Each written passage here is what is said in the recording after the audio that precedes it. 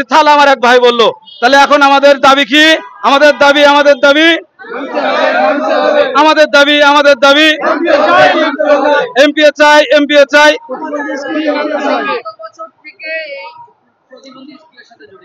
আমরা 2009 সাল থেকে এই স্কুলের সঙ্গে, প্রতিবন্ধী স্কুলের সঙ্গে জড়িত আছি।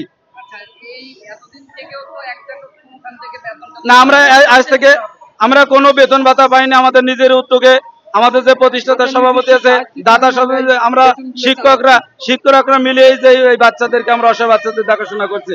আমরা কোনো বেতন ভাতা পাচ্ছি না, বরং আমাদের টাকা দিয়ে আমরা চালাচ্ছি। আমরা আজ আর পাচ্ছি না, আমাদের দেয়ালে আজ পিঠ থেকে গেছে। এই জন্য আমরা আজ রাজপথে নেমেছি। আমাদের দাবি আমাদের মানতে হবে। আপনাদের কাছে অনুরোধ, সাংবাদিক ভাইদের কাছে অনুরোধ, আপনারা সবাই মিলে প্রত্যেকটা মিডিয়ায়, প্রত্যেকটা পেপার পত্রিকায় এগুলো তুলে ধরবেন।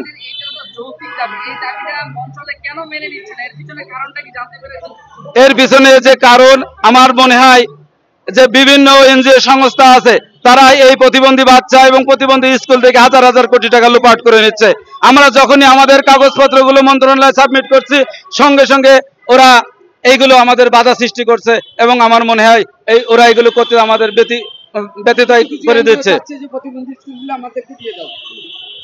অনেক এনজিও আছে, বলছে দাও প্রতিবন্ধী স্কুলগুলো আমাদের দিয়ে দাও, আমরা এগুলো নিয়ে ব্যবসা করে আমরা লুটপাট করে এগুলো খেয়ে নিচ্ছি।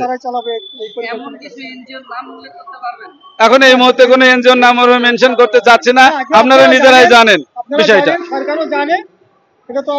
সুপ্রিয় উপস্থিতি এবং এই জায়গায় যারা উপস্থিত আছেন, আপনারা সবাই জানেন আমাদের এই যে আজকের অবস্থান কর্মসূচির কেন্দ্রীয় কমিটির সভাপতি ইলিয়াস রাজ সাহেব আমাদের যে আহ্বান করেছেন, ওনার আহ্বানে আমরা আজকে এখানে উপস্থিত হয়েছি।